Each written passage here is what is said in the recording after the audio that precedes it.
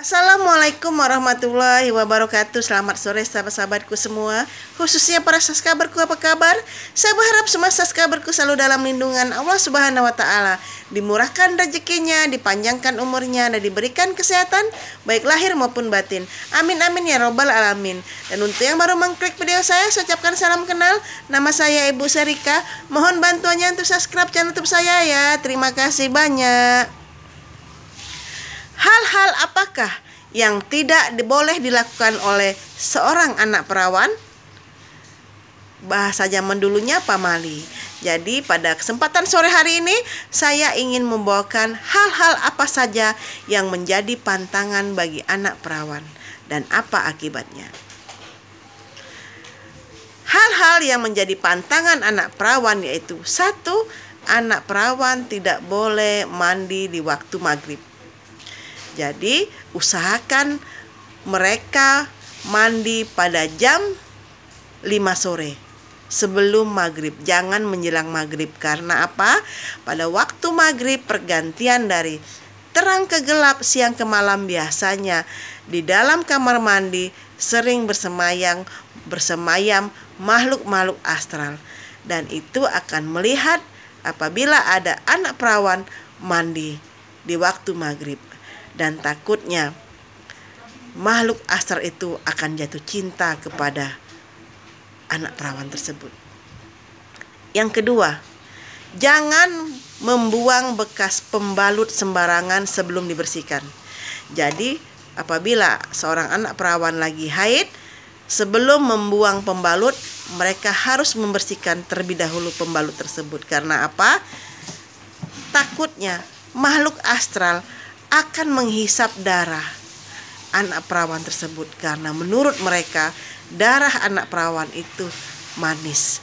Karena ada sebuah kejadian seorang anak perawan yang kekurangan darah sampai ditransfusi darah karena kekurangan darah, dan itu berakibat setelah dia membuang pembalut sembarangan, dan dari pembalut itulah makhluk astral menghisap darah anak perawan tersebut.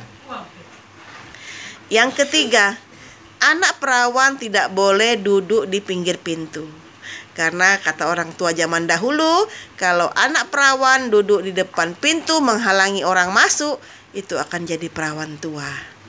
Ya walau alam ya, ini cerita orang-orang dahulu. Tetapi memang ada baiknya kita jangan melakukannya. Jangan duduk di depan pintu, khususnya bagi anak-anak perawan. Yang keempat, anak perawan tidak boleh keluar pada waktu maghrib.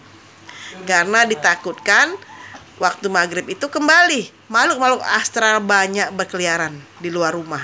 Jadi usahakan anak perawan itu tidak boleh keluar pada waktu maghrib. Nah, apalagi hal yang kelima yang tidak boleh dilakukan anak perawan adalah jangan memotong kuku pada malam hari.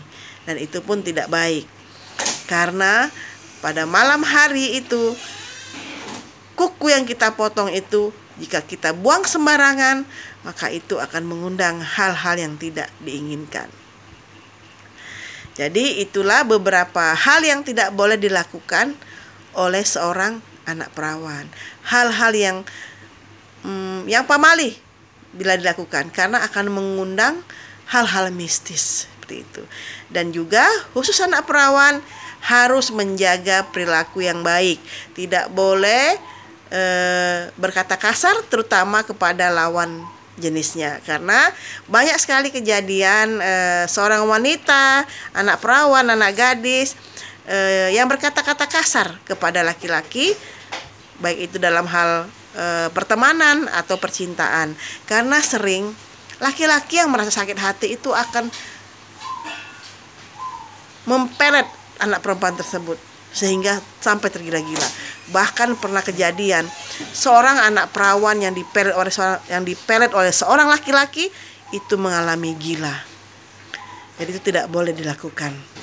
Jadi kita terutama orang tua yang memiliki seorang anak gadis, kita harus berusaha untuk memastikan kalau hal-hal mistis tidak terjadi kepada anak gadis tersebut. Karena bukan sebuah cerita saja.